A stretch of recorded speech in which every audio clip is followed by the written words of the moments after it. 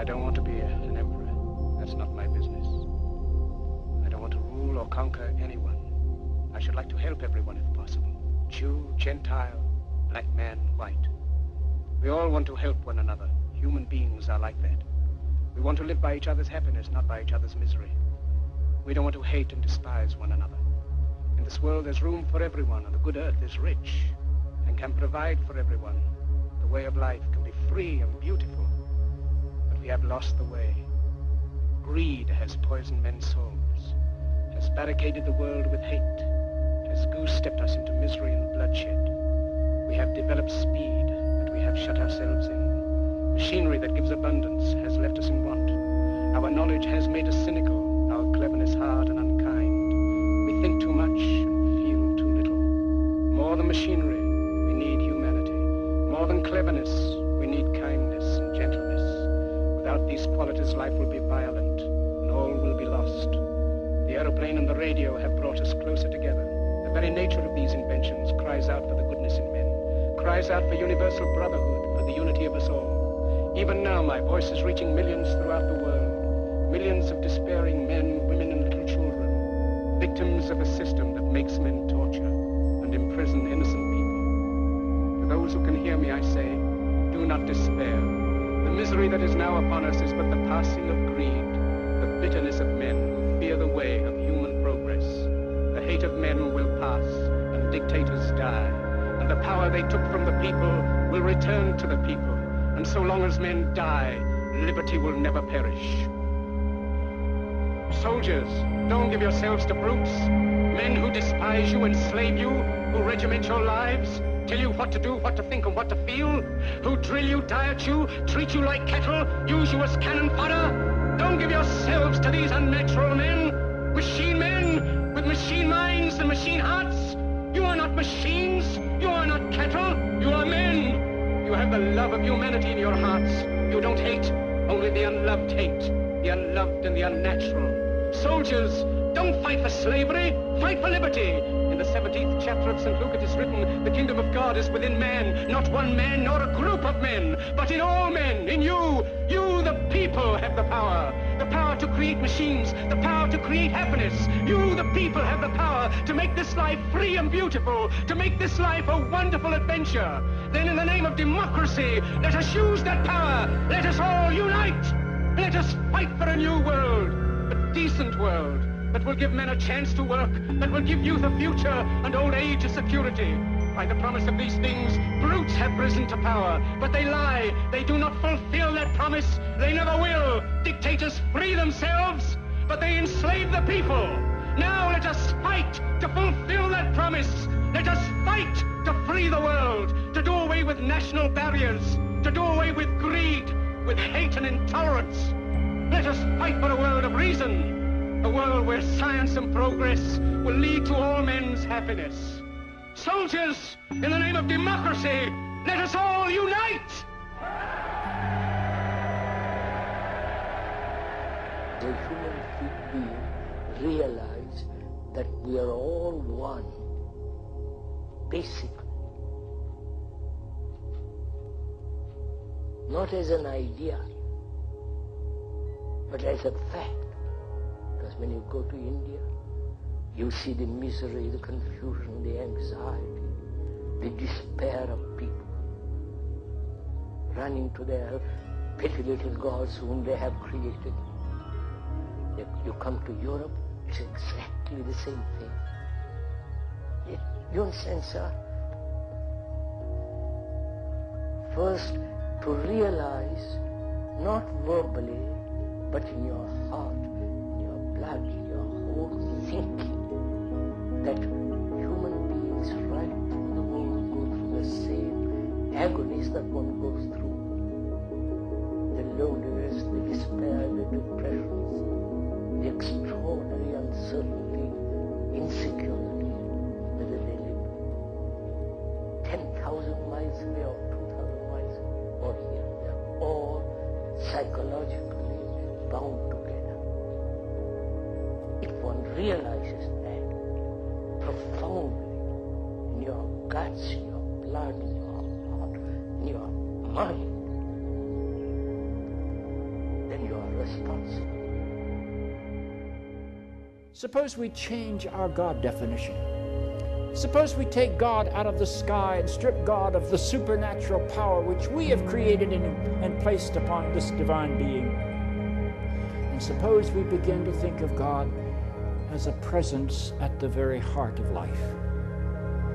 We have to use words, so I use these words without any sense of investing them with more than their meaning will bear.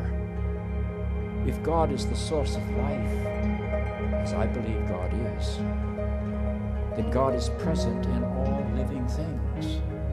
God is present in you, in me, and in the whole created order. And if God is the source of life, then the only way you worship God is by living fully, sharing life, giving life away, not being afraid, wandering out of the certain into the uncertain, out of the known into the unknown. If God is the source of love, as I believe God is, then the only way you can worship God is by loving, not by being right, but by loving wastefully. The image in my mind is an old sink in the basement that you plug up the drains and you turn on all the faucets and the water overflows the boundaries and goes all over the floor and fills up every crack and cranny, every dirty little space, and never stops to ask whether that crack deserves this living water, whether that crack deserves this love. You love because love is what you have to do, not because somebody deserves the love. You love wastefully. If God is the ground of being, as I believe God is, then the only way you and I can worship God is by having the courage to be all that we can be in the infinite variety of our humanity, whether we are male or female, gay or straight, transgender or bisexual, white or black or yellow or brown, left-handed or right-handed, brilliant or not quite so brilliant. No matter what the human difference is, you have something to offer in your own being. Nobody else can offer what you have to offer. And the only way you can worship God is by daring to be all that you can be and not be bound by the fears of yesterday. They are reflective representations of the collective consciousness. In a sense, you could say they are the world spirit, the world soul. Does that make sense, first of all? They are reflections of the world spirit. Your entire planet's oversouls all collected into one expression. Each of those are reflections of that idea. Each and every one of them fundamentally were telling you the same message we're telling you now. You are also Christ's, Buddha's, Krishna's, Muhammad's, Wovokas. You are all the same as them. Every single one of them said that to all of you. But because of the compartmentalization that created disconnection and fear, the majority of your planet could not handle seeing that reflection, because it only reminded them of how unlike that reflection they were. And when you are reminded of how unlike your true self you are, and you are compartmentalized in that way, then the reaction from fear that occurs is called resentment. And when you resent being told that you are not who you really know you are, then the fear grows and the resentment grows, and you wind up usually killing the one reminding you of who you are. And also, you create the idea of intermediaries saying, well, I know that's a lot to handle, so I'll filter it for you for a small nominal charge. So you create more dissociation, more in-betweeners, and you remove and remove and remove and remove yourselves from the original idea that you are also the same as the messenger. Does that make sense?